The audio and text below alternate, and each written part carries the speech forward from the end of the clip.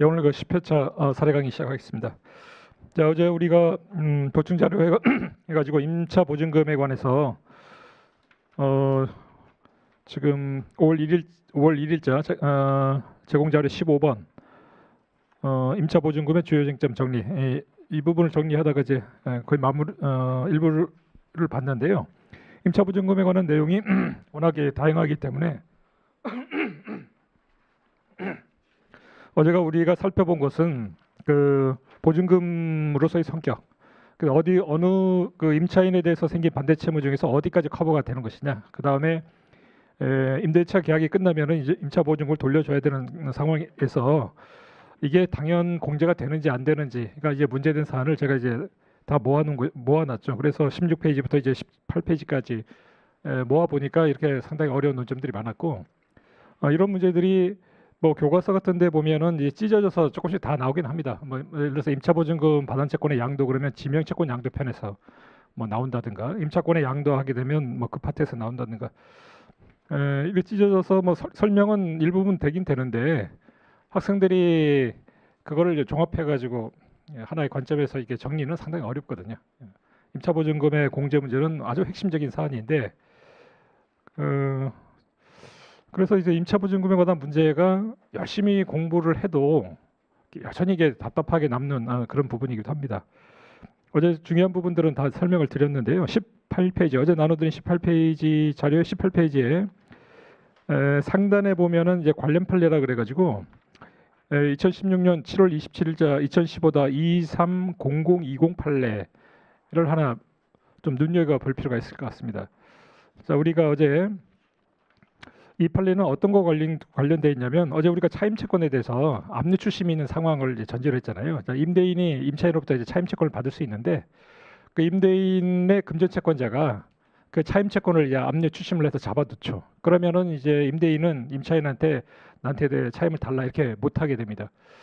추심권자만이 그 차임채권에 들어가 가지고 이제 차임을 받아낼 수가 있는데, 그 판례 사안에서는 추심권자가 추심을 이제 게을리해 가지고 연체 차임이 계속 쌓여 있었던 사안이었고, 그러다가 이제 임대차 계약이 끝나 가지고 임대인이 임차 보증금을 돌려줘야 될 때 그 쌓인 연체 차임 이거를 이제 퉁쳐서 돌려줘야 되느냐, 대법원이 네가 지금 압류 추심이 있기 때문에 네가 변제 수령권은 없어서 계약 기간 동안에는 네가 못 받았지만 임대차 기간이 끝나 가지고 임차 보증금 돌려줄 때는 아직 추심되지 않은 금액 이거는 공제해서 돌려주면 된다. 뭐 이론적으로나 법리적으로 따지면 좀 복잡해 보이긴 하는 것 같긴 한데 우리는 뭐 거기까지 고민할 건 아니고요. 자, 결론만 알아주자. 그 밑에 아까 말씀드린 관련 판례가 이 저당권과 관련된 것인데, 금방 설명드린 그 법리가 그대로 이제 관철이 됐습니다. 이거는 한번 나올 거라고 저는 생각이 듭니다. 이거는 뭐냐면 저당 부동산에 대해서 이제 압류가 있었습니다. 어제 우리가 저당권에 미치는 목적물의 범위와 관련해서 뭐 부하물이라든가 종물, 그다음에 과실 같은 것도 이제 미치잖아요. 이제 과실은 근데 이제 압류가 되고 나서 이제 과실이 효력이 미치는데, 여기서 말하는 과실은 이제 법정 과실도 이제 포함된다. 그래서 저당 부동산에 대해서 이제 그 부동산에서 압류가 되어 있는데, 저당권이 설정되어 있는 부동산에 대해서 압류를 했더니 그 저당권 설정자가 그 저당 부동산에 대해서 차임채권을 갖고 있었던 사안이었습니다. 차임채권을 갖고 있어가지고 저당권의 효력이 그 차임채권에도 이제 미치게 됩니다. 법정 과실이 되기 때문에 이제 저당권자가 그 차임채권에 대해서 자기가 환가를 해가지고 받아낼 수 있는 그런 대상이 되죠. 그러니까 이제 저당권 설정자가 그걸 이제 받아낼 수가 없습니다. 차임채권에 대해서 이제 저당권자가 소유 이제 그 환가 대상으로 물건이 빠져버리니까. 그런데 중요한 것은 저당권의 효력이 미친다. 이건 우리가 이해할 수 있어요. 과실에 대해서 저당권의 효력이 미치는 것, 압류가 되면 미친다고 했기 때문에 그 조문에 의해서 충분히 생각이 그럴 수 있겠다. 그런데 중요한 것은 그 다만, 저당권의 효력이 미친다 해서 세 번째 줄 중간에 보면 다만 이 부분이 중요해요. 대법원이 뭐라 그랬냐면, 그 저당 부동산, 우리가 원래 저당권이라고 하는 건 부동산이 잡는 건데 이 차임채권이 같이 따라온다는 거예요. 그러면 이 부동산을 환가하는 절차, 이거는 우리가 익히 알고 있죠. 그걸 팔아가지고 그걸 경매 대금으로 받아가지고 빚잔치하는 거. 근데 이 따라온 차임채권은 어느 절차를 밟아가지고 환가를 해야 됩니까 했더니 대법원이 저당권의 효력이 미치긴 미치는데 그 실행 절차는 부동산에서 부동산, 즉 저당 목적물인 부동산의 환가 절차에서 같이 처리할 수가 없다. 그렇기 때문에 이거는 일종의 금전채권이기 때문에 금전채권의 환가 절차, 압류 추심이나 압류 전부 명령이라는 걸 별도로 밟아가지고 그거는 네가 따로 해야 돼. 이렇게 이야기를 했어요. 그래서 이제 저당권자가 그냥 부동산에 대해서만 환가 절차를 밟고 그 차임채권에 대해서는 그냥 가만히 그냥 놔뒀어요. 그러니까 저당 목적물에 미치는 범위에 해당된다고 했는데 별도의 권리 시행을 하지 않는 바람에 차임채권이 이제 묶인 거죠. 그러니까 지금 연체가 계속 이게 쌓이게 되는 것이죠. 임차인이 지불도 안 하고 해서 가만히 이제 임대인은 받을 수가 없으니까 쌓여 있다가 임대차 계약이 이제 끝났습니다. 임대차 계약이 끝나가지고 마찬가지로 임대인이 이제 임차인에게 보증금을 이제 돌려주려고 하니까 그 저당권자가 그동안 그 차임채권에 대해서 별도의 권리 행사를 하지 않아 가지고 쌓인 게 있다면 그것도 공제를 해서 같이 털어라 이렇게 했던 거죠. 아까 우리가 봤던 압류 추심 이 법리가 이제 그대로 적용이 되고 보면 참조 판례로 아까 설명드린 그 2004당 56 54 이 판례가 참조 판례로 같이 이제 언급이 됩니다. 뭐 복잡해 보이지만 일단 우리는 결론만 알아두자. 자, 이렇게 하면은 임차보증금의 당연 공제와 관련된 판례는 다 정리가 됐습니다. 뭐 올해 뭐 새로운 판례가 나온다면 모르겠지만 일단은 이 범위 안에서 다 결정이 다 될 것이다. 자, 교재로 돌아와 가지고 어제 우리가 풀어봤던 문제들이 211페이지부터 이제 213페이지까지 문제들이 이제 걸쳐 있는데 제가 설명드린 그 내용들이 다 포함되어 그냥 그걸 보고 하시면 되겠습니다. 212페이지 한번 목차만 보면 임차 목적물을 이제 양수한 자가 있겠고요. 그리고 그 임차 목적물에는 이제 대항력 있는 그 임차인이 있는 상황. 그런데 연체 차임이 이미 발생한 상황. 자, 판례가 뭐라고 그랬습니까? 이미 발생한 연체 차임 그 채권은 임대차 건물 양수인에게는 귀속되는 건 아니다. 그래서 그거는 여전히 양도인이 갖고 있는 것이다라고 일단 하고 있고. 그러면서 이제 대법원은 그 논고로 해서 나항에 보시면 밑에서 나항의 세 번째 줄 보시면 밑에서 대법원은 그 논고로 해서 차임이나 관리비 등은 임차 건물을 사용한 대가로서 임차인에게 임차 건물을 사용하도록 할 당시의 소유권자 등 청구권 있는 자에게 귀속된다고 볼 수 있기 때문에 임대차 건물 양수인에게 그것까지 넘어가는 건 아니다. 자, 이게 보면 작년에 나왔던 판례예요. 그러니까 2017년 3월 12일자 22일자 2016다 218874.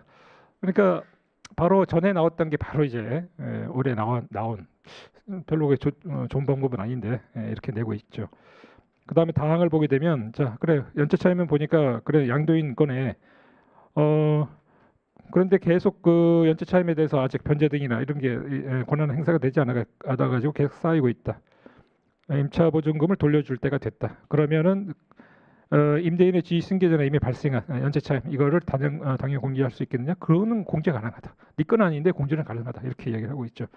그러면서 논고로는 또 같은 판례인데 논고로는 뭐라고 되고 있냐면 일반적으로 임차 건물의 양도 시에 연체 차임이나 관리비 등이 남아 있더라도 나중에 임대차 관계가 종료되면은 임대차 보증금에서 공제하겠다는 것이 당사자들의 의사, 거래관념에 부합한다. 뭐 이렇게 얘기를 하는데 뭐 그렇게 싹 와닿지는 않아요. 제가 보기에. 자, 이 문제가 있었고요. 213페이지의 문제는 이제 차임 채권에 대해서 압류 추심이 있을 때에 그 추심자가 제대로 권한 행사를 하지 않아 가지고 아직 남는 금액이 있다. 임차 보증금 나중에 돌려줄 때 공제하면 된다라고는 그냥 판례 하나 적어주는 거죠. 10점짜리. 앞에서 본 문제는 15점짜리. 이거는 이제 논점이 조금 많으니까 양수인에게 넘어가느냐 이 논점이 하나 더 들어가니까 15점짜리고 이거는 공제에 관한 문제만 물어보니까 이제 10점짜리로 해서 냈던 것입니다. 자, 이렇게 해서 변시 기출 문제는 마무리를 하도록 하겠습니다. 자, 이제 오늘부터 이제 법전형 모의고사 기출 문제를 풀 텐데요.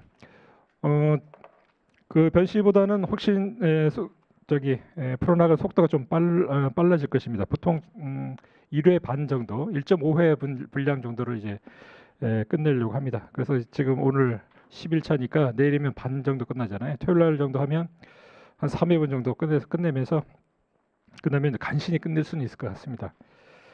자, 그 모의고사는 보면 문제 기복이 굉장히 심합니다.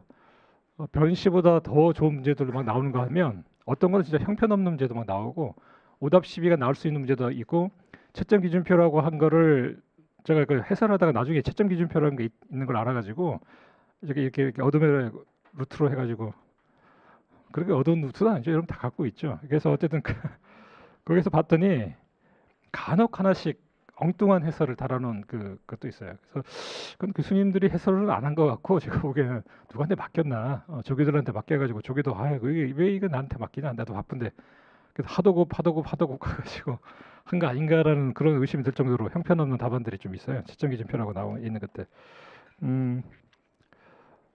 그래서 이제 모의고사 볼 때는 이 문제 풀 때는 좋은 문제 위주로 보고 좀 쓸모없는 문제다라고 하게 되면 그냥 지우는 방식으로 이렇게 하겠습니다. 그렇게 해야 아마 마무리가 될 거라고 보입니다. 자, 2011년 7월 모의고사. 우리 이래변 씨가 상당히 좋았던 것처럼 모의고사도 초기 모의고사는 너무너무 문제 잘 냈어요. 2011년 7월 모의고사 문제는 전부 다 여러분들이 신경을 써서 풀어봐야 되는 아주 잘 낸 문제들입니다. 그러니까 그 초기에는 교수들이 굉장히 그 관심과 기대를 갖고 열심히 했던 약간 흔적들이 있어요. 시험 한두 번 보고 나니까 이제 아닌가 봐 해가지고 약간 긴장이 풀린 것 같은 그런 느낌이 듭니다. 굉장히 문제들이 좋습니다. 2011년 7월 모의고사 전부 다 풀어보자.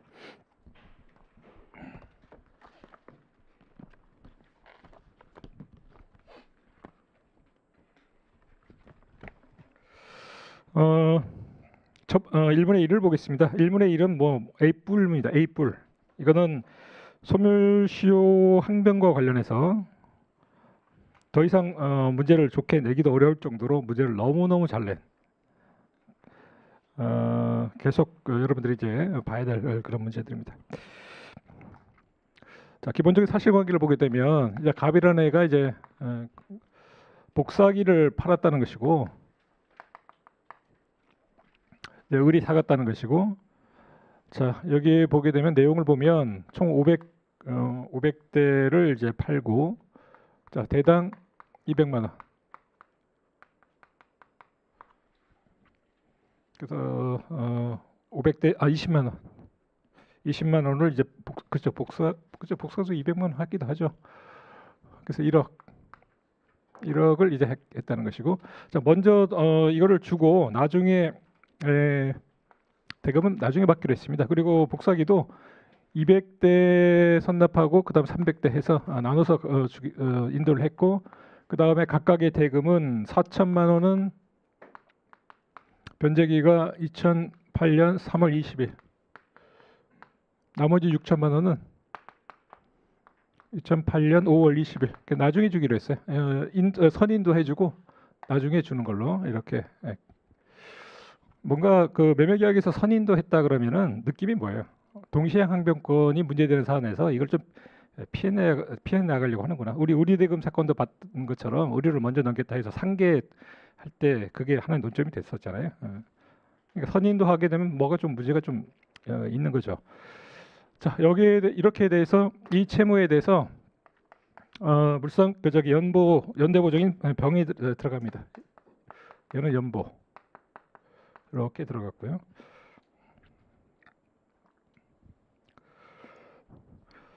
그래서 이제 갑은 약속대로 복사기 200대, 300대 나눠서 다 납품을 했습니다. 근데 갑이 지금 을이 그 대금을 갚지 않습니다. 문제를 한번 보겠습니다. 소를 제기해가지고 이런 사실관계에서 문제 1분의 1을 보게 되면 이제 소를 제기하게 됩니다. 이제 갑이 소를 제기하게 되는데요. 지금 주채무자인 을, 그 다음에 연보로 들어온 병을 상대로 해서 소를 이제 제기를 합니다. 그래서 1억하고 그 다음에 그 대금 자체가 이제 4천하고 6천이니까 여러분 그 처구취지 쓰는 거는 아시죠? 원금 이렇게 해놓고 그 다음에 변제기라든가 이런 게 다르면은 금액을 찢어가지고 그중 4천만 원에 대해서는 어쩌고 6천만 원 어쩌고 저쩌고 해서 그렇게 해서 청구취지를 썼어요. 보시면은 217페이지 보시면 피고 을병원의 연대에서 원고에게 물품대금 1억 원 및 물품대금이라는 말은 안 쓰죠. 어쨌든 그 총괄해서 이제 쓴 겁니다. 그중 4천만 원에 대해서는 2008년 3월 21일부터 이 변제기가 3월 20일이니까 그 다음 날부터 지체가 빠졌기 때문에 3월 21일. 그다음에 나머지 6천만 원에 대해서는 5월 21일부터 다 갚는 날까지 각 갚는 날까지 월 2% 비율에 의한 지연손해금을 지급하라 이렇게 소를 제기했습니다. 왜 이거 소축법은 왜 적용을 안 했을까요? 이거는 소축법은 그 당시 20%잖아요. 2%면 24%죠. 그러니까 얼치기로 해가지고 소축법 적용은 안 돼요. 당연히 약정 이율이 높은 걸 해야지. 이율이 높은 걸 해야지. 소축법을 기계적으로 쓰면 안 된다. 24%가 되잖아요. 연 24%. 그러니까 소축법을 적용 안 한 겁니다. 소송의 결과를 경과를 한번 보겠습니다. 자, 이거는 차근차근 한번 읽어보도록 하죠. 초기에는 이런 문제들이 상당히 많이 나와서 굉장히 괴롭혔죠. 상당히 이제 이렇게 문제가 길어지면 논점 잡기도 어렵고 상당히 어려워요. 답안 쓰기가.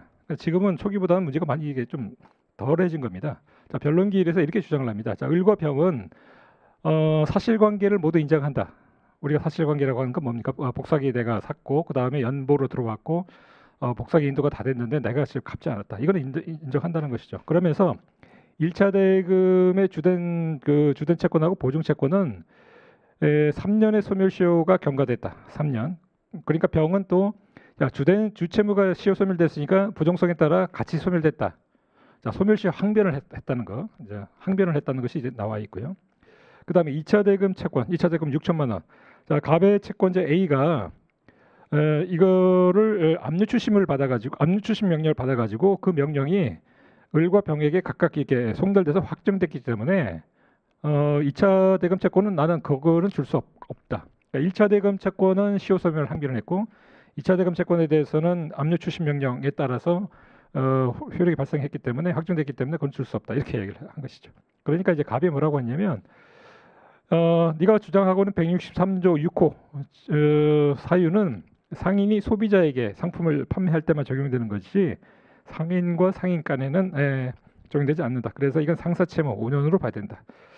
그 다음에 3년의 소멸시효가 적용됐다 하더라도 기간 만료 전인 2010년 6월 10일 날 병, 연대보증인 병에 대해서 연대보증 채무를 보존하기 위해서 병 소유 아파트에 대해서 가압류를 했다. 그러니까 을과 병에 대해서 갖고 있는 물품대금 채권 전체에 대해서 시효가 중단됐다. 그 다음에 주채무자인 을이 소재기 이후인 2011년 5월 중순경 나를 찾아와 가지고 미안하다. 돈이 자금 사정이 좋아지면 나중에라도 갚겠다. 소를 취하해달라. 시효이익을 포기했다. 그러니까 일종의 재항변을 이제 때린 거죠. 자, 기간을 다투는 것은 이거는 뭐 일종의 항변이 아닙니다. 그건 법원이 알아서 하는 거기 때문에 그냥 던져놓은 것이고 엄격한 의미의 항변을 낼 수가 없는 것이고 그러나 시효이익 포기는 이제 재항변으로서 의미가 있는 것이죠. 그러니까 이제 을이 뭐라고 했냐면 갑이 제1소송을 제기하기 이전에 갑의 채권자인 B가 갑을 채무자, 을을 이제 제3채무자라 해가지고 1차 대금 지금 4천만 원 중에서 1,000만 원에 대해서는 가압류 신청을 했기 때문에 그 가압류된 1,000만 원에 대해서는 가압류 집행이 해제되지 않는 한은 이제 응할 수 없다. 여러 가지 이야기를 막 던져뒀습니다. 자, 주장 사실이 모두 사실이고 소장 부분이 어떻게 송달됐고 변론 종결이는 어쩌고 판결 선고는 어쩌고 이거는 통상적으로 뭐 중요하지는 않습니다. 자, 218페이지 보게 되면 자, 물어보는 방식을 보게 되면 갑의 청구 중에서 각하 인용 기각되는 부분을 순서대로 한번 써봐라 이렇게 하고 있습니다. 우리가 이제 피고가 을과 병이고 을과 병에 대해서 지금 청구하는 것들이 원본 채권하고 그다음에 지연손해금 채권을 이제 물어보는 거니까 원래대로라면 자, 을과 병이 공동 피고니까 얘네들은 연보하고 주채무자는 통공이죠. 그러니까 피고비로 나눠 가지고 일단은 결론을 내놓고 그 다음에 문제를 물어보는 방식 자체가 각하 인용 기각 이 결과 위주로 지금 물어보고 있기 때문에 일단은 순서는 을과 병을 찢어놓고 각각 청구에 대해서 결론을 내놓고 결론이 같은 것끼리 묶어가지고 써야 되는 약간 그런 식의 문제가 됩니다. 통공이기 때문에 일단은 피고부를 찢어놔서 일단 머리는 이제 굴려야 되는 것이죠. 그렇게 되면은 이제 을에 대해서 갖고 있는 을에 대해서 1차 채권하고 2차 채권, 병에 대해서 1차 채권, 2차 채권 각각 연대 채권으로서 연대 보증 채권으로서 이렇게 나눠야 되는 것인데 자 그러면 일단 그런 식으로 해서 찢어 놓고 그다음에 이제 결론을 쓰는 거에 그는 여러분들이 좀 연습을 좀 하시고 그냥 일단은 물어보는 대로 각하 되는 부분 이런 걸 한번 검토를 해보면 이거는 이제 각화되는 부분은 우리가 바로 알 수가 있습니다. 자, 2차 대금 채권에 대해서 지금 압류 추심이 있었다는 것이죠. 자, 압류 추심이 있다. 그러면 그 집행채무자가 그럼에도 불구하고 소를 제기했다. 제3채무자를 상대로 해서 그럼 원고적격 흠결로 해서 소각화된다. 이거는 여러분들이 이제는 간단하게 쓸 수가 있는 것이죠.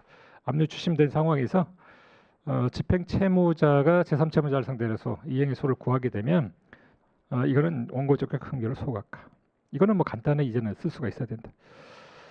자, 그 다음에 인용 부분을 보게 되면 자, 피고 을에 대해서 1차 대금하고 지연손해금에 관한 청구가 이제 그렇게 될 텐데, 자, 피고 을은 이제 주채무죠.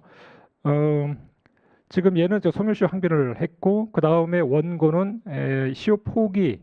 시효이익 포기했다거나 재항변을 각각 했기 때문에 법원에 걸려서 판단할 수가 있게 됩니다. 그러면 그 순서가 시효 소멸 항변이 이유가 있는지를 먼저 따지고, 그 다음에 중단이나 포기에 관해서 한번 따지고 이런 순서로 가야겠습니다. 218페이지 나의 1항을 보게 되면 그러면 이거는 상인이 판매한 상품의 대가 163조 6호 사유 아주 대표적으로 시험에 아주 많이 나온 것입니다. 상인이 말이란 말이 들어가니까 상사채무 5년으로 빠지는 경우가 가끔 있다. 그래서 많이 냅니다. 자, 상인이 판매한 상품의 대가는 이거는 무조건 3년짜리입니다. 5년짜리가 아닙니다. 이에 대해서 뭐 5년짜리다 해가지고 막 악유한 거 이거는 뭐 본래 의미의 항변은 아닙니다. 이거는 이제 법률 적용의 문제이기 때문에 법관이 알아서 하는 것이지. 그래서 그에 대해서 뭐 특별히 판단할 필요는 없는 것이고요.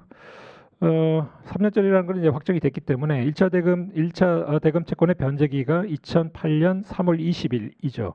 21일이 아니라 20일이 됩니다. 변제기니까 3년이 지났으니까 2011년 3월 19일 24시. 혹은 3월 20일 0시에 소멸시효가 이제 완성이 됩니다. 이제 바둑알두기를 하는 것이죠. 이 소제기한 날짜를 이제 보게 되면 2011년 4월 1일 날 소제기했기 때문에 소멸시효가 일단 경과가 된 거.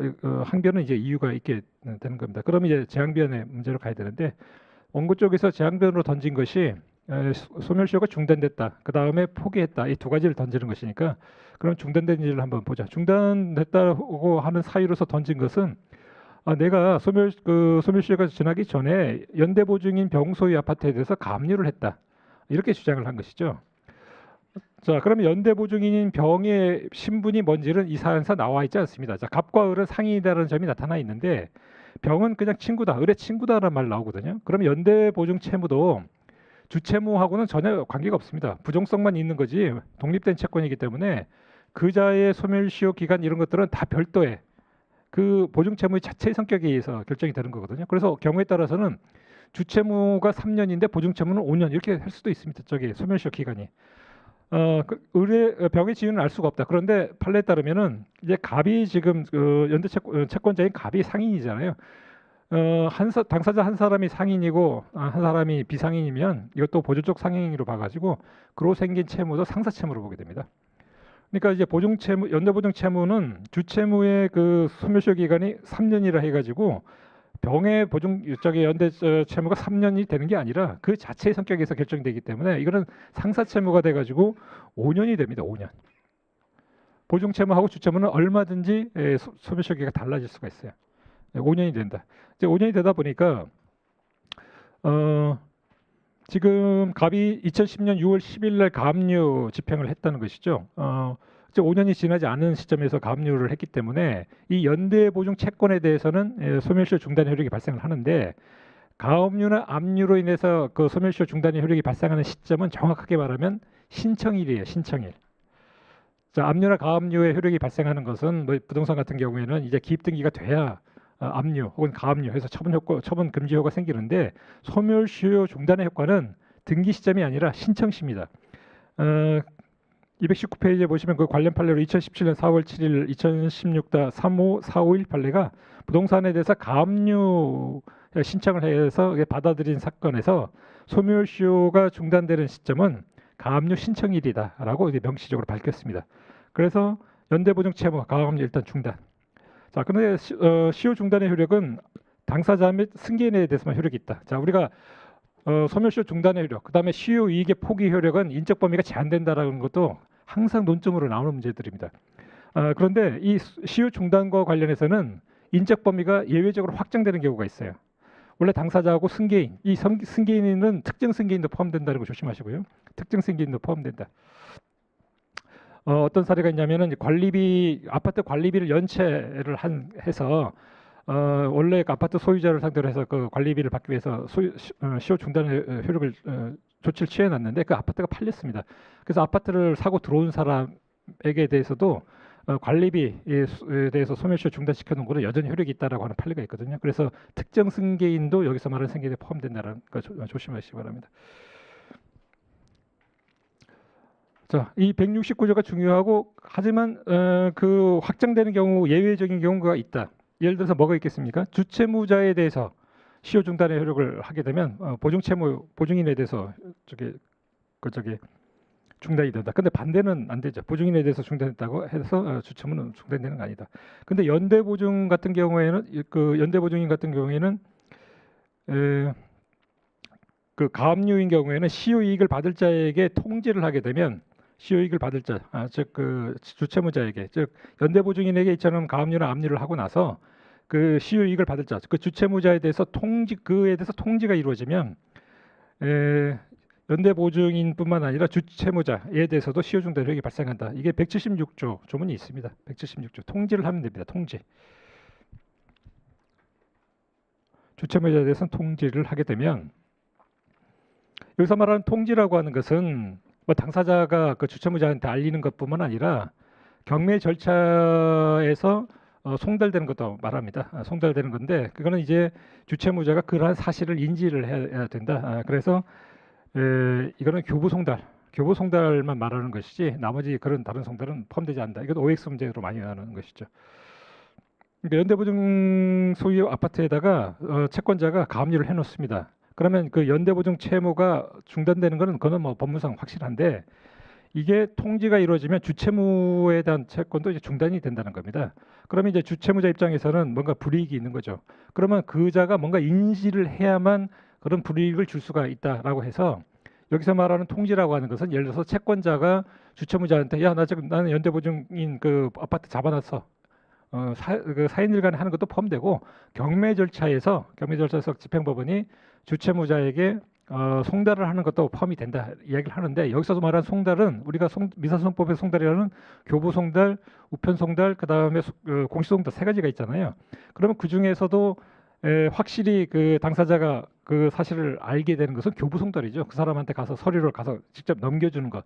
우편 송달은 우편으로 발송해서 날려버리는 거니까 그 당사자가 그걸 알 수도 있고 모를 수도 있습니다. 우편 송달 같은 경우는 공시 송달은 전혀 알 수가 없고 그래서 집행 절차에서 집행법원이 주채무자에게 이렇게 알리는 것, 송달하는 것도 여기서 말하는 통지에 해당되지만 다만 그거는 주채무자가 인지를 해야 되기 때문에 인지를 해야 그한테 페널티를 줘가지고 소멸시효 중단의 효력이라고 하는 페널티를 줄 수가 있다. 따라서 인지를 할 수 있는 송달, 즉 교부 송달만 해당되지 우편 송달이라든가 공시 송달은 여기서 말하는 통지에는 해당되지 않는다. 이것도 OX 문제로 많이 나오는 판례예요. 자, 기본서를 여러분들 다시 한번 체크를 한번 해보시기 바랍니다. 자, 이처럼 인적 범위가 확정되는 거에 관해서는 이건 아주 기본 중에 기본이다. 다시 한번 그 기본서를 가지고 정리를 해두자. 이 사안에서는 가백의 통지가 이루어졌다는 사실은 적시되지 않습니다. 그래서 주채무에 대해서는 그 아파트 가압류로 인해 가지고 소멸시효 중단의 효력이 발생하지 않고요. 그러면은 이제 소멸시효 중단의 항변은 이유가 없는 것이죠. 지금 우리가 주채무에 관해서 보는 거니까 항변은 이유가 없는 것이다. 우리 나중에 와서 2011년 5월 자, 2011년 5월이라고 하는 것은 아까 소멸시효 그 기간이 지난 게 3월 10일 24시가 이제 딱 지나면 소멸시효가 완성이 되기 때문에 5월이라고 하는 것은 시효 완성되고 나서입니다. 가백이 찾아와 가지고 내 채무를 인정하고 갚겠다. 그리고 소취해달라. 이거는 시효의 포기로 볼 것이고요. 그렇게 되면 주채무인 경우에는 재항변의 이유가 있는 것이죠. 내가 소멸시효가 지나긴 지났는데 네가 그 나중에 포기를 했다. 그래서 재항변의 이유가 있는 것이어서 항변의 이유가 없는 거죠. 그래서 이제 이거는 인용이 되는 것입니다. 이렇게까지 오니까 그 다음에 지금 1차 대금 채권 중에서 지금 4천만 원 중에서 1,000만 원에 대해서 가압류 집행이 들어왔다는 것이죠. 자, 우리가 지금 가압류가 금전 채권에 대해서 가압류가 된 상황에서 집행채무자가 제3채무자를 내서 이행의소를 제기하면 어떻게 한다 그랬어요? 지난번에 또 정리를 했죠. 단순 인용을 해줘라. 금전채권이 가압류된 상태에서 집행채무자가 제3채무자를 상대로 해서 이행의소를 구한다. 그는 단순 인용이다. 그런데 추심명령인 상황에서 들어오면 원고자가 흥별로 각하. 전부명령인 상태에서 들어오게 되면 이건 기각. 그래서 주문이 세 개로 갈리는 거. 이거는 아주 기본적인 것이다. 가압류인 사실은 금전채권을 소구하는데 아무런 장애가 되지 않습니다. 220페이지 보시면 논거가 한 세 가지 정도 있는데요. 채무자가 여기서 말하는 채무자는 이제 집행채무자를 말하는 것이죠. 집행 권한을 취득할 필요가 있다. 시효 중단의 필요성도 있고, 그 다음에 소송 중에 가압류가 있는데 그걸 배척하게 되면 가압류가 취소되는데 나서 다시 소를 제기해야 되는 불편함이 있고, 집행으로 들어오게 되면 그 전에 단계에서 저지도 할 수 있고, 뭐 이런 내용들을 근거로 제시를 하고 있습니다. 그래서 1차 대금 채권에 관해서는 전부 이제 인용을 해야 되는 그런 내용이 되는 것이죠. 219페이지에 있는 각주 보시면 133, 134가 있는데 134는 지난번에 말씀드렸던 것입니다. 압류 추심을 하게 되면은 집행채권자의 집행채무자에 대한 그 채권이 시효 중단의 효력이 있는 것 플러스 집행채무자의 제3채무자에 대해서도 최고로서의 효력이 있다라고 하는 그 판례입니다. 이거는 온리 압류 추심인 경우에만 적용되는 것이지 가압류만 있는 경우에 적용되지 않는다. 여기서 말하는 최고로서의 그 의미는 이 추심에 있는 것이다. 압류나 가압류라고 하는 것은 하지 말라고 하는 금지 내용이 있기 때문에 나한테 갚아라라고 하는 내용이 들어갈 수가 없습니다. 그래서 추심에 있다. 그런데 우리가 그 금전채권에 대한 집행인 경우에는 압류 절차하고 그 다음에 그 사실상의 환가 절차, 실행 절차, 즉 추심 명령이나 전부 명령이 하나의 절차로 이루어지기 때문에 관행적으로 압류 추심, 압류 전부 명령을 해서 용어를 같이 섞어서 써버리죠. 그래서 표현이 압류 추심이라고 나온 것이지 요소는 추심에 있기 때문에 이거는 예를 들어서 가압류만 된 상태다. 이럴 때는 이 판례를 끌어다 쓰면 절대 안 돼요. 지난번에 설명드렸던 내용들이고요. 그 다음에 있는 134페이지가 뭐 객관식에서도 많이 나오고 조만간 나올 걸로 보이는데요. 시효이익 포기와 관련해서 중대한 그 대법원 입장의 그 변화를 알리는 판례입니다. 자, 시효가 완성되고 나서 채무자가 채권자에게 네가 주장하는 채무가 내게 맞다. 그래 내가 너한테 그렇게 채무 지고 있지라고 하는 것. 그 문제. 그러니까 시효가 완성되고 나서 그 채무 그래 내가 너한테 채무 지고 있어라고 이렇게 채무 승인을 하는 것이 시효이익 포기로 볼 수 있겠느냐에 대해서 종전에는 이건 시효이익 포기다라고 봤는데요. 최근에는 그렇지 않습니다. 2013년 2월 28일자 2011다 21556 그 다음에 최근에는 이를 참고로 판례로 하는 판례들이 또 나오고 있습니다. 객관식에도 많이 나오는 것이죠. 소멸시효가 완성되고 나서 채무자가 그 채무 내가 맞다 너한테 돈 빌린 거 맞다라고 멘트를 날렸다고 해서 이걸 시효이익으로 포기로 쉽게 단정하지 말아라. 일종의 그런 거죠. 이미 그 채무자 입장에서는 그래 내가 너한테 채무 진 사실이 있지. 그래서 약간 그런 뉘앙스인 거야. 무슨 포기야 내가. 네가 네 지고 졌다고 하긴 해. 그건 인정하는 것이고 그렇다고 해서 내가 갖고 있는 이익을 포기하는 건 아니야. 그런 뉘앙스라는 것이다. 그래서 이거는 이제 시험에 조만간 나올 수도 있는 문제라고 보입니다. 그러니까 이제 피고 의뢰에 대해서 청구든 전부 인용을 해야 되는 문제가 있고요. 자, 그 다음에 220페이지 보시면은 이제 연대 보증인 병에 대한 청구를 보게 되면 지금 걔한테는 이제 가압류가 들어왔기 때문에 중단됩니다. 그리고 그 가압류인 상황에서는 소멸시효가 아예 진행도 안 된다고 하죠. 우리가 지난번 참고 자료 중에서 금전채권에 대해서 압류가 들어가게 되면 그 다음에 새로운 소멸시효의 기산일이 생긴다는 것에 대해서 작년에 나온 판례 되게 중요하다 설명드렸는데 가압류인 경우에는 소멸시효가 아예 진행이 안 돼 버립니다. 연대보증 채무자인 병에 대해서 갖고 있는 채권은 그 소유의 아파트에 대해서 가압류가 들어가면 가압류 등기가 있는 상황에서는 소멸시효가 아예 진행조차도 안 한다라는 게 대법원의 입장이죠. 그럼 언제 그러면 그게 진행합니까 했더니 220페이지에 각주 135페이지에 최초 판례가 나왔습니다. 2013년 11월 14일자 2013다 1862 가압류 등기가 말소될 때 그럴 때 새로 진행되는 거야. 자, 그래서 우리가 금전채권에 대해서 압류가 있을 때에 새로운 기산일이 진행되는 거하고 가압류가 됐을 때 새로운 기산이 진행되는 거는 명백하게 여러분들 정리를 해서 이제 봐야 됩니다. 지금 가압류가 된 상황입니다. 그래서 소멸시효가 중단이 됐습니다. 그러다가 아까 우리가 봤던 것처럼 주채무가 시효 소멸이 됐기 때문에 부종성에 따라서 가치가 없어져 버립니다. 이 문제하고 어제 우리가 풀어봤던 문제를 조심해야 된다는 거죠. 이 사안에서는 지금 연대 보증인인 병이 시효 항변을 한 사안이에요. 내가 지금 부종성이 있기 때문에 주채무가 없어지면 나도 없어진다 해서 멘트를 날렸기 때문에 이렇게 판단할 수가 있습니다. 어제 우리가 풀어봤던 문제는 주채무가 시효 소멸해서 없어졌는데 연대 보증인이 법정에 나오질 않았죠. 나오질 않아가지고 의제자백이 성립하는 바람에 항변을 하지 못했어요. 항변을 하지 못해서 주채무는 시효가 완성돼서 없어졌다라고 결론을 냈는데 연대 그 보증채권은 여전히 남아있다. 결론이 그렇게 엇갈릴 수가 있었죠. 그런데 이 사안은 보증인이 나와서 멘트를 날린 거야. 시효 항변을 했어요. 했으니까 이제 법원은 민법 규정에 따라서 그래 부정성이 있다 해서 날릴 수가 있는 상황이 된 겁니다. 그러니까 이런 차이를 면밀하게 잘 이렇게 민감하게 반응을 해야 돼요. 이거는 와서 변론 행위가 있었기 때문에 그럼 법원이 그러면 법대로 판단하면 되겠구나. 부정성이 있으니까 없어졌구나. 주채무자가 시효이익을 포기를 했지만 시효이익 포기는 인적 범위가 한정이 돼 있죠. 포기한 놈에게만 이제 효력이 미칩니다. 그러니까 주채무는 시효가 완성이 돼서 없어졌는데 포기하는 바람에 살아났고 연대보증 채무는 중단됐는데 주채무가 없어지는 바람에 같이 없어졌고 주채무자의 포기는 영향을 미치지 않으니까 결국 없어진 게 돼 있죠. 그렇게 이제 정리를 해야 된다. 그래서 이 문제는 이런 문제들은 계속 반복을 하다 보면은 나중에 관련된 문제를 풀 때 크게 도움이 됩니다. 꼭 풀어보세요. 이런 것들은. 그 다음에 221페이지 1문의 1을 보겠습니다.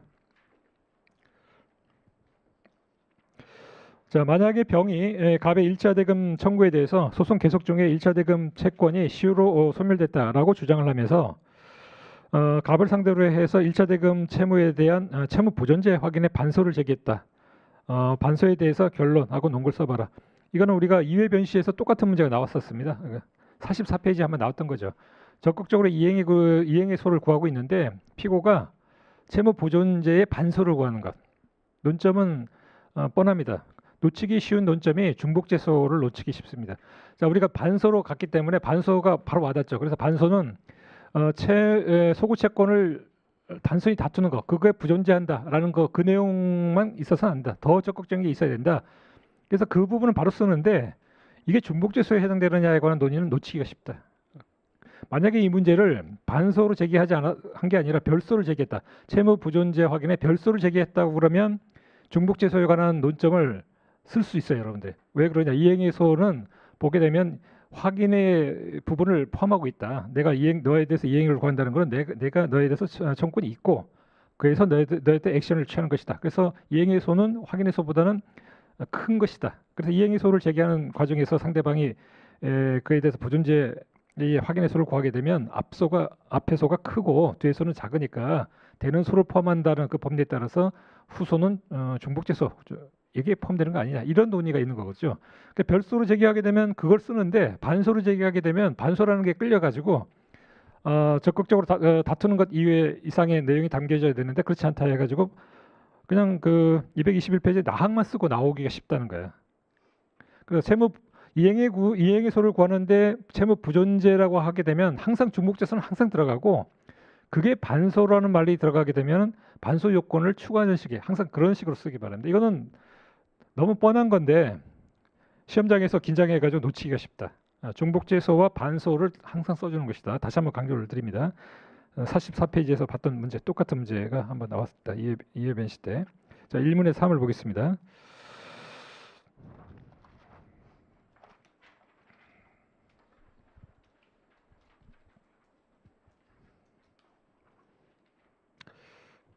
자, 1문의 3을 보시면 자, 갑이 지금 복사기를 팔아가지고 을에게 이제 복사기를 팔아가지고 1억의 물품 대금이 있는 그 사안이었습니다. 아까 사례에서는 연대보증인 병이 끼어들어가지고 그다음에 주채무자하고 연대보증 채무자를 상대로 해서 액션을 취했던 그런 걸 전제로 했고요.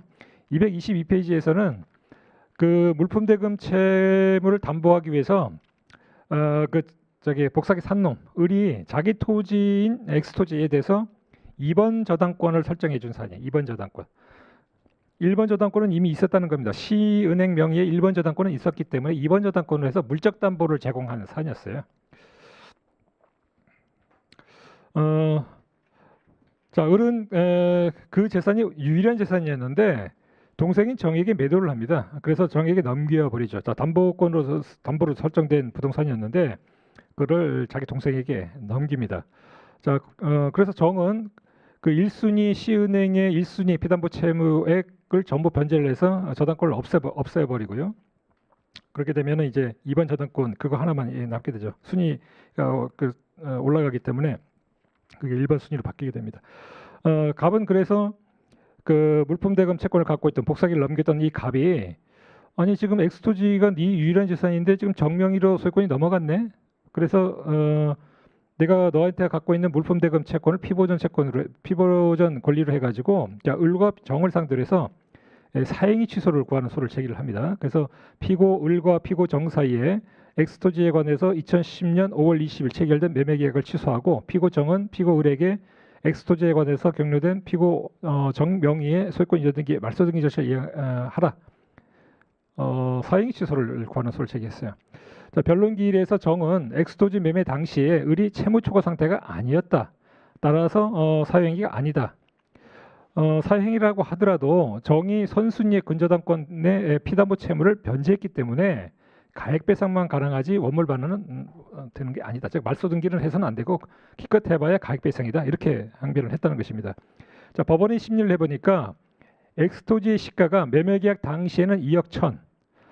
그리고 그 당시에 갑의 물품대금 채권의 원리금은 1억 4,960만 원. 경기가 침체돼 가지고 변론 종결 당시에는 그 부동산 가액이 내려 가지고 2억 1천만 원짜리가 1억 6천만 원짜리로 바뀌었고 물품대금의 원리금은 조금 늘어가지고 1억 7,360만 원. 그리고 시은행의 피담보 채권은 4천만 원이고 설정 당시부터 그 변제 시까지는 쭉 유지가 됐었다. 변론 종결일이 2011년 5월 20일, 선고일은 6월 3일 이렇게 나와 있죠. 사행위 취소에 관해서 문제를 내고 있습니다. 그러면 갑이 지금 피고 을하고 피고 정을 이제 삼아서 이제 갔으니까 문제를 물어보는 방식을 보시면 223페이지에서 피고별로 나눠가지고 한번 결론을 내봐라 이렇게 하고 있습니다. 그러면 피고 을에 대한 청구하고 피고 그다음에 정에 대한 청구 이렇게 나눠서 해야 될 겁니다. 그러니까 피고 을은 누구예요? 채무자죠. 채무자는 피고 적격이 없잖아요. 그래서 사행위 취소해서 피고 적격이 없다라는 거 간단히 적어가지고 이거는 소각하. 이거는 뭐 점수를 주기 위해서 내는 거고. 자, 본 게임은 이 정입니다. 수익자에 해당되는 정을 상대로 해서 소를 제기하는 것이죠.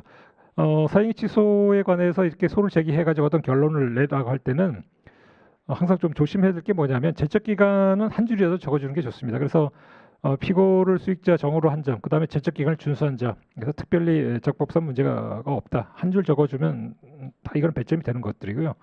자, 본안 판단과 관련해서 문제가 뭐냐면 지금 갑이 그 문제가 매매 계약의 목적물인 엑스토지에 대해서 저당권을 제가 갖고 있는 자라는 게 문제가 됩니다. 우리가 그때 저당권이 설정된 부동산의 매각행위의 사용성을 따질 때 그 흐름들을 한번 생각을 해보시고요. 특히 원고가 물적 담보권자가 되면 그 원고가 이 판에 들어오기 위해서는 그 사회행위라고 주장되는 시점에 내가 담보권자인 담보권자지만 그 시가가 내가 피담보 채권액보다 낮아가지고 내가 일반 채권자로부터 뭔가 받을 게 있습니다라는 게 논증이 돼야 된다. 그렇지 않으면 들어올 수가 없다. 자, 이걸 보시면 바로 원고 쪽의 그 채권이 피보전 채권이라고 주장된 것이 물적 담보부 채권이라는 것이 이렇게 들어와 있죠. 그리고 이제 추가된 사실관계가 앞에서 추가된 사실관계에 플러스로 가는 거기 때문에 앞에서는 병이라고 하는 연대보증인이 하나 있었고 물적 담보가 두 가지가 있는 상황이니까 그러니까 너는 그 담보가 설정됐으니까 그로부터 다 받을 수 있는 거 아니냐? 그럼 사행위 취소로 들어올 수 있을까? 그 내용을 적어주는 것이 가장 핵심적인 내용입니다. 223페이지. 그래서 이거 별표를 해두죠. 본안 판단에 관해서 이해 가. 자, 피보전 채권과 관련해서 다음과 같이 이제 일반 우리가 알고 있는 사행위 취소에 관해서 일반론을 적지 않고 논점을 끌어내는 그 답안 서술 방식도 한번 그 눈여겨 보시기 바랍니다. 223페이지에 자 가 개관을 한번 읽어볼게요. 피보존 채권과 요건과 관련해서 이건 금전 채권이고 자, 사행위라고 주장된 것이 매각행위잖아요. 그럼 매각행위의 그 기준 시점을 이제 보게 되면 2010년 5월 20일이죠. 지금 갑이 채권을 갖고 있는 날은 2008년 매매계약 체결 자체가 2008년에 있었기 때문에 이미 그 전에 존재했었고 그런데 이제 물적담보부라는 것이 문제가 된다. 그러면 이렇게 풀어나갈 때 물적담보부 채권인 경우에는 자 채권자 취소권이라고 하는 것은 채무자의 공동담보 즉 일반 책임재산으로부터 뭔가 그 만족을 얻어야 되는 그런 그 전제가 있기 때문에 경우에 따라서는 얘는 안 될 수도 있겠다. 224페이지 보시면 판례가 그래서 물적담보부 채권인 경우에 그 목적물로부터 다 얘가 우선 배제 받을 수 있으면 이거는 아예 사행위로 들어올 수가 없고 만약에 일부가 있다면 그 일부에 대해서만 행사해야 된다. 이런 논점들이 적어주는 것이죠. 자 그러면 원고가 지금 물적담보부로 해내가지고 들어올 수 있겠느냐를 판단한 시점이 사행위 시점입니다. 사행위 시점에 기본적으로 이제 판단을 해야 된다는 것이죠. 그리고 이제 선순위 그 저당권이 그 당시에는 있었습니다. 지금 C은행의 저당권이 1번 저당권으로 있었고 그 다음에 갑이 2번 저당권으로 있었잖아요. 근데 C의 저당권 나중에 없어졌지만 지금 사행위 당시를 기준으로 해서 얘가 물적담보로서 일반 채권자로서 들어와야 될 게 있는지를 따질 때는 그 매매 계약 당시이기 때문에 1순위 저당권이 있는 상황이었어요. 그래서 그 목적물의 시가를 추출해내고 그 다음에 선순위애가 가져갈 걸 빼고 나머지 잔액 가지고서 지금 얘가 일반 채권자로서 들어올 수 있느냐 없냐를 이제 따져야 되는 문제가 있죠. 그래서 기준 시점은 2010년 5월 20일이 되고요. X부동 그 당시에 X토지의 시가는 2억 1천이 되고 1순위 C은행의 저당권자의 피담보 채권이 4천만 원이니까 그건 빼고 그러면 이제 2억 1천에서 4천만 원은 이제 빼고 그럼 남는 금액이 1억 7천인데 지금 갑이 갖고 있는 그 원리금이 1억 4,960만 원이야. 그러니까 1순위 4천만 원짜리 시은행을 빼고 나니까 토지 시가 1억 1천에서 1억 7천만 원이 남는데 지금 갑이 매매 계획이 사행이라고 들어올 때 갖고 있던 피담보 채권액은 1억 4천 몇백만 원밖에 안 되거든요. 그러면 그 부동산에서 다 우선 변제가 받을 수 있는 자가 되죠. 근데 일반 채권자로 저기 남겨진 부분이 없어요. 그러니까 피보존 채권이 존재하지 않는다 이렇게 판단을 하게 되죠. 채권자 취소권에서 피보존 채권이 존재하지 않으면 이거는 각하사유가 아니라 기각사유입니다. 피보존 채권이 존재하지 않으면 기각사유. 우리가 채권자 대위권인 경우에는 피보존 채권이 존재하지 않으면 각하사유지만 채권자 취소권은 그런 채권자가 자기의 독립적인 권리로 들어오는 거기 때문에 그는 기각시켜라 이렇게 하고 있죠. 채권자 대위권은 법정 소송 담당이기 때문에 채권자라고 하는 지위 이거는 소송 요건이지만 채권자 대위권 취소권은 그렇지가 않습니다. 그래서 이 문제는 뭐 대단하게 막 풀어난 것 같지만 물적담보부 채권으로서 일반 채권자로 들어갈 게 없었다. 그 사행위 당시를 판단해서 해보자. 너는 보니까 지금 저기 그 물건으로 그냥 네가 다 가져가면 되겠네. 왜 굳이 이렇게 이 판에 끼어 들어오려고 하느냐? 그렇게 해서 날려버리는 것이죠. 사행위를 기준으로 한다. 그런데 최근에 나온 판례 주의해야 될 판례라고 말씀드렸던 것은 사행위 당시에는 얘가 일반 채권자, 흑수저였는데 사실 변론 종결 시에 봤더니 그 사이에 채무자라든가 제3자로부터 담보권을 받아가지고 얘가 봤더니 사변종 당시에 딱 봤더니 이미 그 우선 변제권으로 해가지고 다 돈을 뽑아 먹을 수 있는 애다. 그럴 때도 날려버리라고 한 판례가 최근에 있었죠. 다음에 시험에 날면 아마 그게 나올 겁니다. 기본은 사행위 당시다. 그러나 그때 일반 채권자라 하더라도 사변종 당시에 우선 변제권을 만약에 확보를 했다면 얘는 날려버려라. 이렇게 보고 있죠. 자, 이처럼 그 물적담보부 채권자가 사행위 취소를 하겠다 해서 원고로 들어와서 그 타당성을 따지는 문제가 이 문제도 있고요. 뒤에서 한두 번 더 나옵니다. 한두 번 더 나오고 이게 저기 변시 기출 문제로 안 나와서 이 문제는 이제 변시 기출 문제로 나올 가능성이 상당히 높은 부분이에요. 이 담보부 채권자가 원고로 들어올 때 어떻게 처리하는지. 그래서 223페이지에 이에 그 가에 개관해서 쭉 그 다음 페이지까지 224페이지 셋째 줄까지 나와 있는 내용들을 그 표현 같은 거를 좀 반복해서 보세요. 어떻게 이거를 이제 끌어가지고 내가 답안지 쓸까를 차근차근 한번 끌어와야 돼.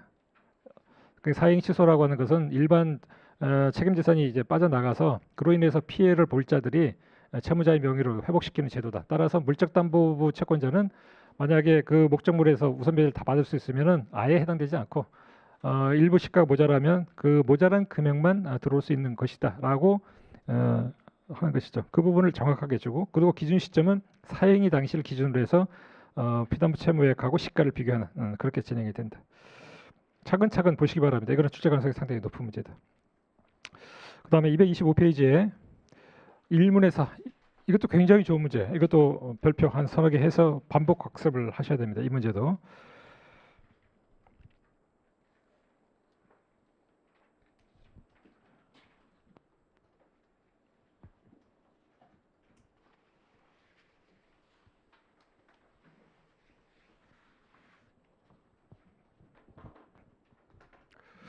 자, 1문의 4를 보시면은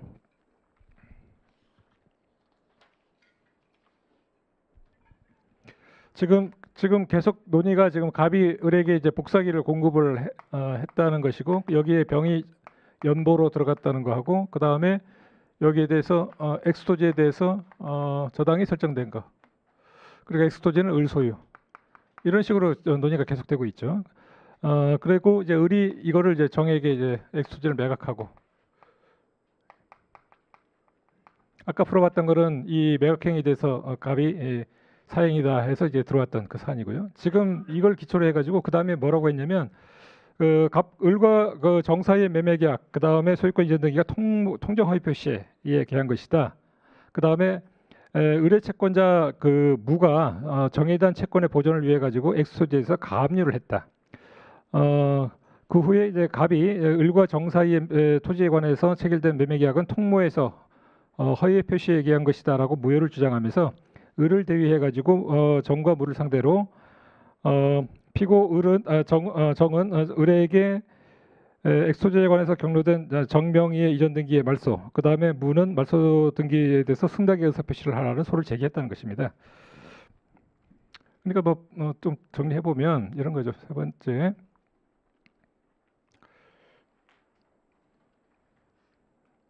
지금 정의 금전 채권자라는 가 있고 걔가 이제 무라는 것이고요. 이 무라네가 있어가지고 뭐라고 주장을 하냐면 얘가 이 토지에 대해서 이렇게 대해서 가압류를 했다는 것이고 을이 정에게 이전 등기를 한 상황이니까 그 다음에 무가 엑스토지에 대해서 가압류 이제 가압류를 이렇게 했죠. 가압류를 한 상황이고 그 다음에 이제 이 을과 정 간의 이 매매 계약은 통모에 의한 것이다 이렇게 얘기를 합니다. 하나는 이제 가압류가 들어가 있고 하나 이것은 이제 통모다 이렇게 이걸 전제로 한 것이죠. 그런 상황에서 갑이 이제 을에 대해서 물품대금 채권을 갖고 있는 자죠. 그럼 을에 대해서 이제 금전 채권을 갖고 있는 자고 자, 그럼 이 을과 정 사이의 매매 계약이 이제 통모기 때문에 매매 계약이 이제 통모다. 그러면 정명의로 이전 등기가 됐다 하더라도 원인 계약이 이제 무효이기 때문에 물권 변동이 일어나지 않습니다. 그래서 을이 지금 여전히 소유권을 갖게 됐죠. 그런데 을이 가만히 있으니까 갑이 지금 내가 물품대금 채권자니까 네가 채권자 대의 소송으로 해서 들어갈게 그러면서 어떻게 소를 제기했냐면 이런 상황에서 갑이 정을 상대로 해서 채권자 대의 소송을 해가지고 말소 등기 이렇게 들어갔고 그 다음에 지금 가압류 등기를 한 놈 이제 무를 상대로 해서는 이 말소 등기에 대해서 승낙의 의사 표시를 하라 이렇게 얘기를 한 것이죠. 승낙의 의사 표시를 해라 이렇게 들어갔습니다. 그 다섯 번째 줄 보시면은 그 사실관계 중에 그 소송의 변론기일에서 무가 뭐라고 항변을 했냐면 나는 민법 제108조 2항에서 정해진 선의의 제3자이기 때문에 을과 정 사이의 매매계약이 통정 허위 표시에 해당됐다 해서 무효라고 할지라도 나한테는 대항할 수가 없다. 이렇게 주장을 했다는 것이고요. 심리 결과 그 을은 무자력이고 그다음에 무가 가압류 당시에 매매 계약이 통모에 의한 것임을 알지는 못했지만 조금만 주의를 기울였다면 쉽게 알 수 있었다. 이것이 밝혀졌다는 것입니다. 그래서 갑이 무에 대한 청구에 대해서 결론 한번 내봐라 이렇게 이야기를 하고 있습니다. 자, 보시면 문제가 지금 갑이 액션을 취했던 것이 정을 상대로 해서는 대의권을 행사해가지고 말소를 구하는 소를 제기하고 있고 무에 대해서는 이게 가압류권자잖아요. 이게 가압류권자인데 이에 대해서는 이제 승낙의 의수 표시를 구하고 있고 문제를 물어보는 것은 지금 무에 대해서 승낙의 의사 표시를 구한 이 부분에 대해서 타당성을 따져봐라 이렇게 물어보고 있는 거죠. 그럼 우리가 쉽게 알 수 있는 것은 뭐냐? 야, 그러면 지금 정명의로 등기가 되어 있는 상황인데 진짜 통모라고 한다면 정을 상대로 해서 말소 등기 대위 행사하는 것은 이거 쉽게 받아들여질 겁니다. 그러면 이 말소나 말소 회복 등기가 이루어지게 되면 그 해당되는 등기 이게 인용됨으로써 등기부상 손해를 볼 자가 나타나게 됩니다.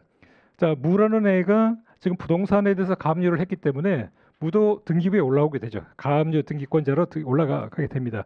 그러면 이 정명의 등기가 말소돼 버리면 무는 손해를 입을 것으로 등기부상 나타나게 되죠. 왜 그러겠어요? 무라는 사람은 가압류를 했다는 말은 무가 정에 대해서 손해배상 금전채권이 있는데 그거를 나중에 뭐 본집행 같은 걸 진행시켜 가지고 이 정명의로 되어 있는 이 엑스토지를 그 집행재산으로 삼아가지고 이제 빚잔치를 하려고 하는 그런 상황이거든요.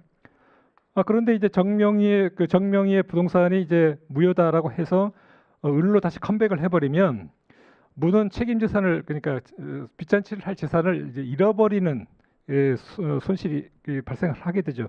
그러니까 이제 무는 등기부상 이해관계 있는 제3자에 해당이 되는 것이죠. 그러니까 이제 승낙의 의사 표시를 구한 것입니다. 근데 그거에 대해서 따져보라고 한 것이죠. 그거에 대해서 등기부상 이해관계 있는 제3자에 관해서 이제 물어보는 것이다. 자, 225페이지에 논점을 정리하는 것과 관련해서 지금 25점짜리 문제인데 그 각주 141을 한번 보시기 바랍니다. 지금 물어보는 것은 갑의 무에 대한 청구에 관해서 법원의 판단을 적어봐라라고 하는 것이다.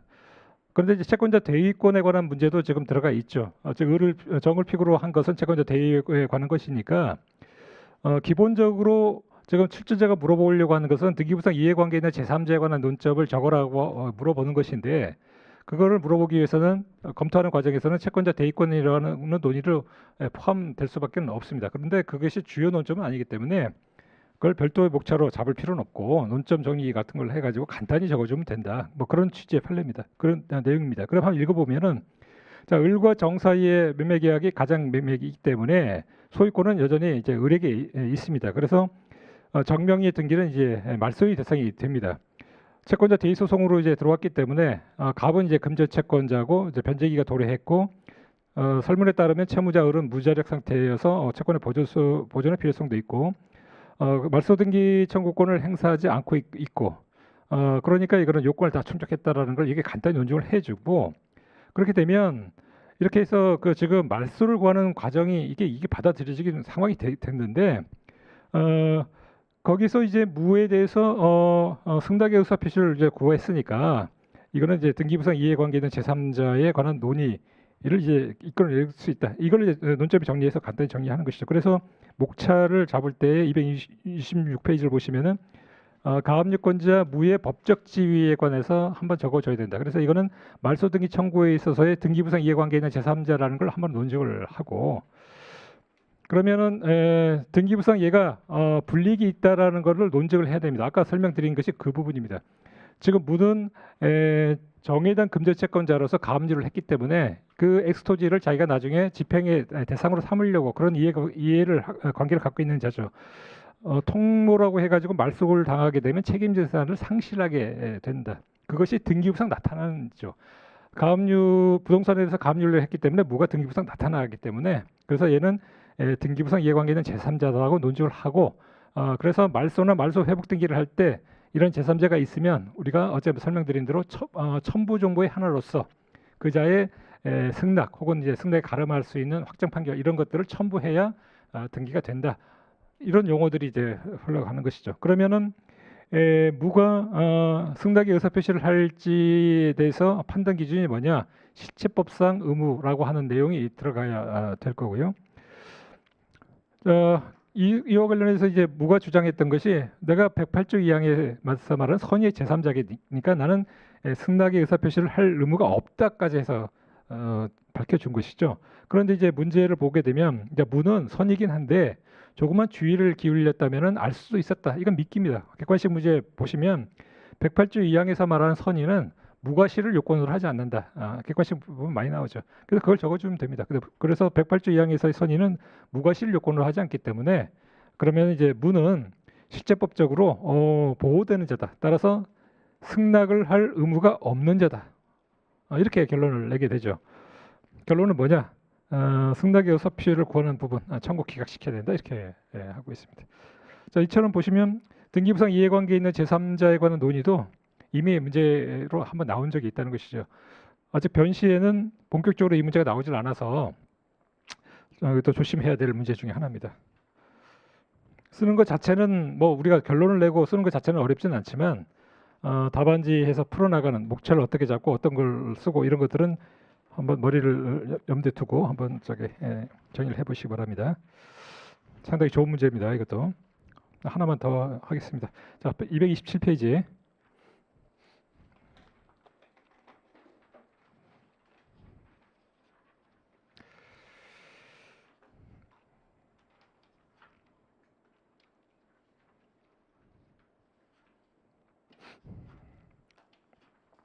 자, 227페이지의 그 이문은 이 소장하고 판결문을 그대로 원용해가지고 사례를 냈다는 점에서 상당히 인상적인 문제고요. 저는 이런 출제 방식이 굉장히 좋다고 생각하는데 이게 계속 활용은 되고 있지는 않습니다. 적극적으로 활용하면 되게 좋을 것 같습니다. 한번 보겠습니다. 이것도 한번 저는 계속 나와도 되지 않을까 생각을 합니다. 자, 보겠습니다. 227페이지. 자, 소장이 이렇게 접수가 됐다는 겁니다. 건물 철거를 구한다고 되어 있고요. 원고가 갑이고 피고가 을병 공동 피고로 들어왔습니다. 청구 취지가 가장 중요하겠죠. 자, 피고들은 원고에게 건물 철거, 그 다음에 대지 인도를 구하고 있고, 그 다음 4월 16일부터 인도 완료 시까지 각자 월 300만 원의 비율에 의한 근무를 지급하라. 그러면 대충 느낌이 오죠. 원고 갑이 뭔가 땅 주인이고 거기에 을과 병이 아마 뭐 건물 같은 거에 갖고 있구나. 그래서 이제 점유권이 없다고 주장을 하면서 철거해서 나한테 인도 구하고 그 당시까지 임료 상당의 부당이익을 나한테 돌려달라. 뭐 대충 그렇게 들어오는 거구나. 짐작이 가고. 청구 원인을 한번 살펴봤더니 자, 원고가 지금 대지의 소유권자라고 이제 주장을 하고 있고요. 그다음 피고들이 그 대지에 관해서 임대차를 체결했다. 그 다음에 피고들이 같이 건물을 올려가지고 건물을 공유로서 자기가 갖고 있다. 이렇게 얘기를 하고 있고요. 228페이지 보시면 자, 피고들은 기한이 도래하면 즉 토지 임대차 기간이 끝나면 건물 철거해서 원성 회복하겠다라는 이행각서까지 썼다. 그런데 아직까지 계속 눌러앉고 있다. 그러니까 원고는 이 사건 대지의 임대인의 지위에서 원성 회복 청구의 일환으로 이렇게 청구 취지를 써가지고 구하는 것이다. 이렇게 나온 겁니다. 그러니까 토지 임대차 계약이 있었고 거기에 임차인들이 건물을 올렸는데 원성 회복 의무에 위반해가지고 계속 눌러앉고 있으니까 임대인이 원고가 임대인의 지위에서 야, 임대차 계약이 끝났으니까 나가라. 철거해서 나가라. 비워달라. 뭐 이렇게 청구를 하는 것이다. 라는 걸 알 수가 있겠습니다. 자, 229페이지 하나만 보겠습니다. 자, 재판장은 원고 제출의 증거 방법, 아까 이행각서 가장 중요하겠죠. 내가 철거해서 나가겠습니다라는 게 가장 중요한 증거니까 갑 1호증으로 당연히 나왔을 거고 이행각서에 대해서 인부를 하라라고 피고들에게 명령을 했습니다. 그러니까 피고들이 뭐라고 멘트를 날렸냐면 이행각서상의 인형은 자신들 것이 맞다. 그러나 누군가가 우리 도장을 이제 절취해서 찍은 것이지 내가 그런 문서를 작성한 적은 없다. 그러니까 이행각서를 자기들은 작성한 적은 없다. 도장은 내가 맞다. 동진술의 법적 의미, 효과를 이제 설명하고 피고들이 자인한 부분을 나중에 번복할 수 있는지에 대해서 논하라. 이것도 A급 되는 문제입니다. A뿔까지는 안 되는데 뭐 A-급은 되는 문제다. 논점이 뭐 아주 새롭지는 않지만 계속 반복되는 그런 패턴입니다. 우리가 이미 변식 기출 문제로도 한번 풀어봤던 것들이고요. 자, 문제를 물어본 것이 보니까 지금 피고들이 날린 멘트의 법적 의미하고 효과, 그 다음에 피고들이 자인한 부분을 번복할 수 있는지를 물어봤기 때문에 목차도 가나로 이렇게 잡으면 되겠습니다.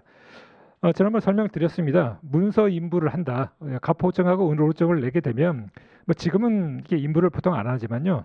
원칙적으로는 인부를 하도록 하고 있죠. 가포증을 내면 피고 측에게 야, 그 지금 갑 1호증에 대해서 인부를 하라라고 날리는데 인부를 하라는 말은 뭐냐면 너 지금 이행각서에 대해서 진정 성립을 인정하는 것이냐 이렇게 물어보는 것입니다. 진정 성립. 진정 성립이라고 하는 것은 네가 네 명의로 지금 되어 있는데 네가 그걸 작성한 것이 맞느냐? 라고 이제 물어보는 것이죠.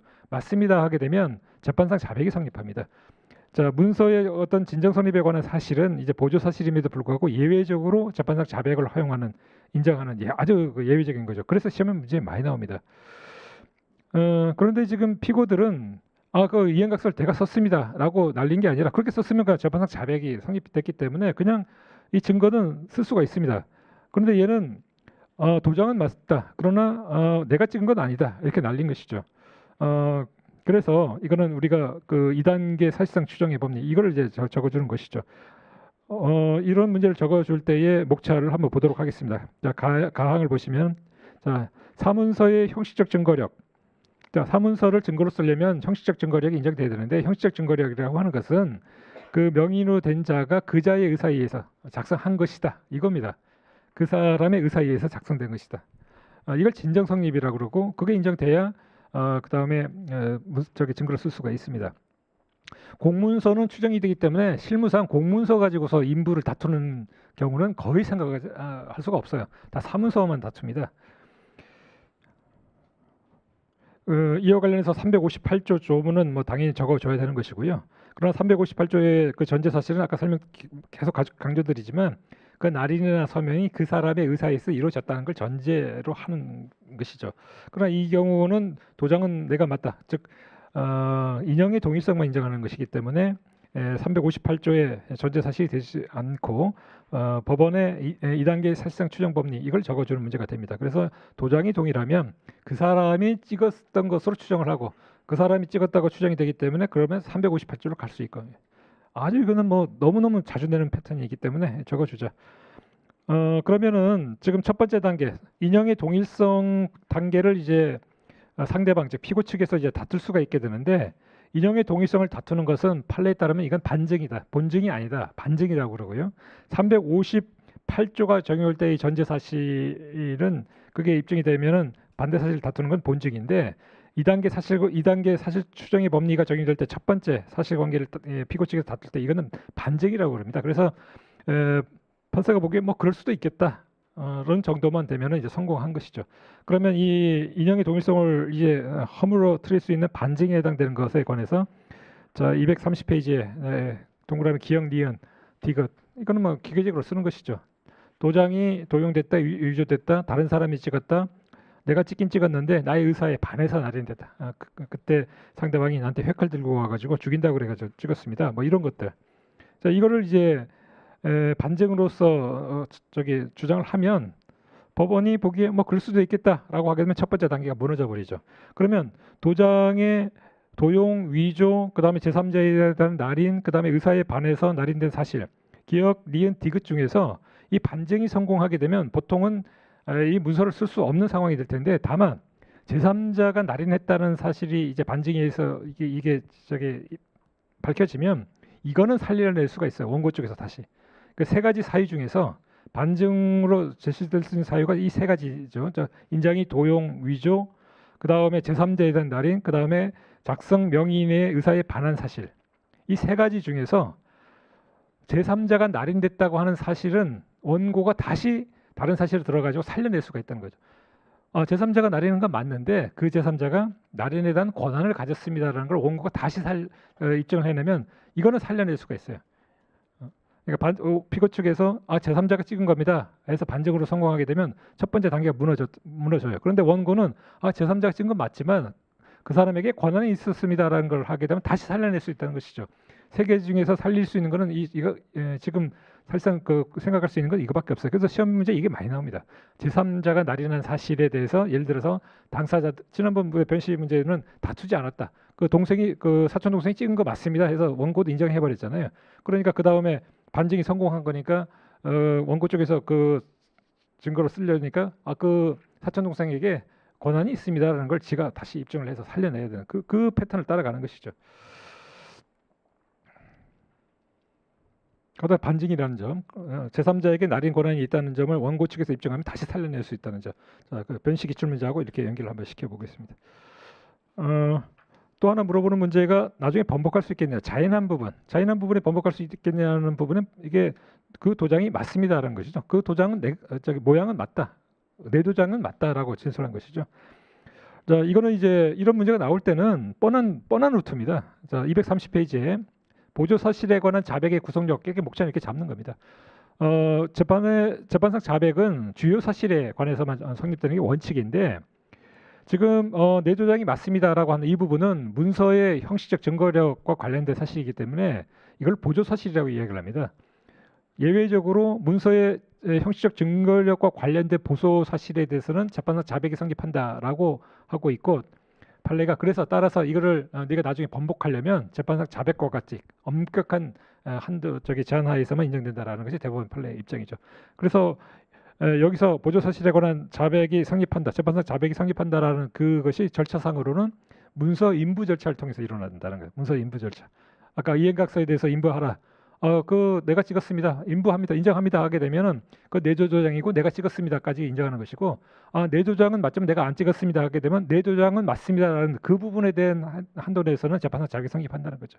자, 그거를 이제 번복하는 거에 관해서 물어보는 거다. 보조 사실이다. 그러나 예외적으로 재판상 자백이 성립된다. 그래서 구속력이 생긴다. 그렇게 되면 번복에 관한 문제가 다시 가잖아요. 번복에 관한 문제 지난번에 봤던 문제입니다. 230페이지에 있는 2항. 이거는 배점이 5점을 넘지 않아요. 소송 행위를 어떤 사람이 해서 이걸로 번복시키는 거에 관한 문제는 이제까지 판례나 시험에 내는 문제는 대표적으로 두 가지밖에 없어요. 재판상 자백하고 소치하. 소위 말해서 여유적 소송 행위라고 하는 것. 그자의 소송 행위로 인해 가지고 바로 소송법적인 어떤 효과가 발생하는 것. 그 반대 개념이 취효적 소송 행위라고 그러죠. 그런 이제 법원이 개입을 해야 되는 것. 자, 증거 신청 행위는 취효적 소송 행위의 대표적인 것이다. 증거 신청했다고 그래가지고 어떤 변화가 이루어지지 않습니다. 재판장이 증거, 체부, 결정을 해야 그게 효력이 발생하죠. 그러니까 취효적 소송행위의 경우에는 법원이 개입하기 전에는 언제든지 걷어들일 수가 있지만 여유적 소송행위의 경우에는 그 말을 뱉는 순간 바로 효력이 발생해버려요. 그러니까 주어답기가 어렵죠.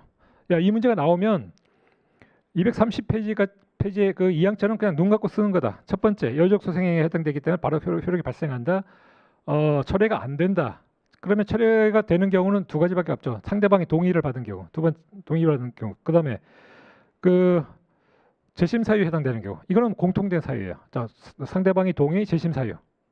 그 다음에 재판상 자백인 경우에는 추가로 더 하나 있어가지고 288조 단서. 이 용어만 들어가면 이거는 배점이 다 되는 것들이다. 근데 이 사건인 경우에는 재판상 자백을 처리하는 거에 관한 문제이기 때문에 세 가지를 적어주는 거죠. 자, 여유적 소송이기 때문에 구속력이 생겨서 원칙적 처리가 안 된다.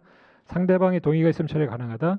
그 다음에 288조 단서라든가 재심 사유에 해당되게 되면 이거는 취소해서 걷어들일 수가 있다. 이렇게 쓰는 거다. 아주 루틴한 문제다. 근데 이런 문제는 계속 반복되는 것이다. 준비를 해두자. 자, 10분만 쉬고 231페이지로 가도록 하겠습니다.